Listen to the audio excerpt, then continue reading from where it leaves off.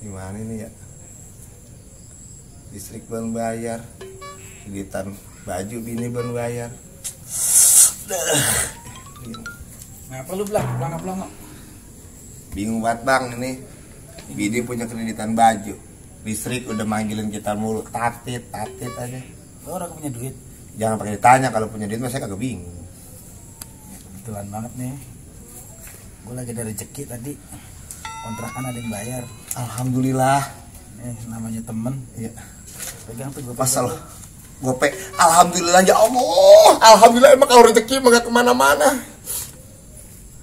Baju 300, listrik cepet lagi, kemarin gas belum bayar. Bingung juga, punya duit bingung, gak punya duit bingung gua. Gimana nih ya?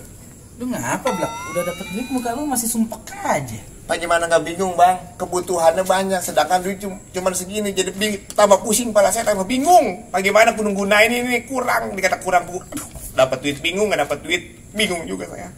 Ya gue niatnya ngasih lu tuh biar seneng.